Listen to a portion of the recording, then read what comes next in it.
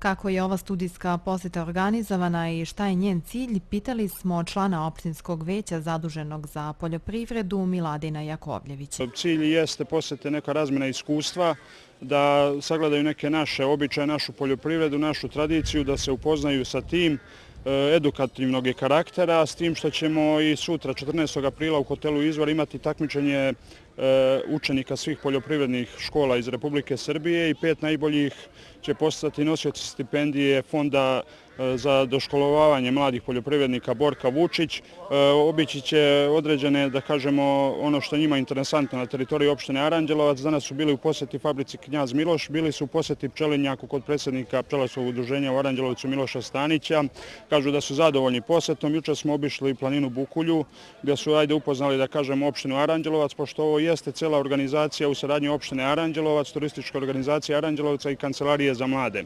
Znači, naše ono što opština Aranđelovac u ovom momentu je izašla u susret i studentima, jeste da razmenimo malo iskustva i sami mi sa njima, da vidimo šta se dešava u toj svetskoj poljoprivredi evropskoj, šta možemo da naučimo pamet od njih, šta oni mogu da vide nešto od nas, kako je stanje kod nas, da nam kažu koja je naša realnost.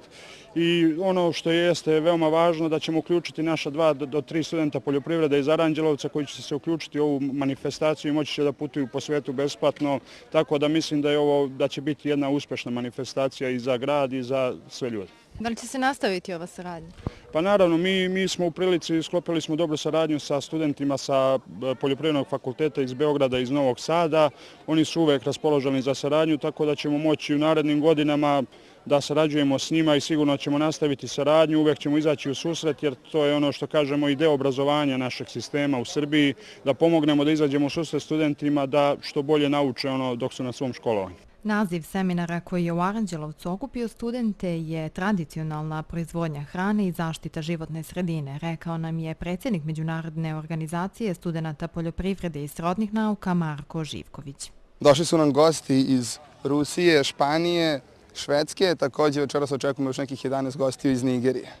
Ovo sada čemu prisustvuje je Trade Fair, tradicionalni događaj koji se obeležava na svakom MIOS-ovom skupu, te svaka država prezentuje svoju nacionalnu hranu i piće. Također ovakvi skupovi su od velikog značaja zbog promocije naše kulture i naše hrane, također i zbog upoznavanja i druženja i podizanja interkulturalnosti među mladima. Mirel Calbo je student iz Španije i član je Međunarodne organizacije studenata poljoprivrede i srodnih nauka 4 godine, a mi smo ga pitali kako se provodi ovde. Ovde, lepo je vreme kao u Španiji. Ovo je naš 3. dan i dobro se provodimo. Ljudi su ljubazni prema nama i posjetili smo fabriku mineralne vode. Kristina Triškina iz Moskve kaže da ju je na seminaru veoma zanimljivo. A inače ovakva putovanja su, kaže, dobra prilika da se proba različita tradicionalna hrana iz različitih zemalja. Prvi put sam u Srbiji i veoma mi se sviđa ovde i impresionirana sam ljudima koji su veoma otvoreni i slični Rusima.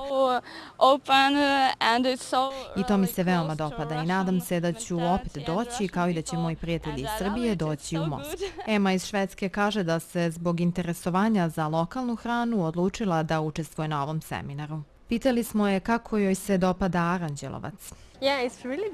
Veoma je lep, posebno mi se sviđa park i bili smo na planini juče. Imali pogled na ceo grad, što je bilo veoma lepo. Studenti će u Aranđelovcu boraviti do srede.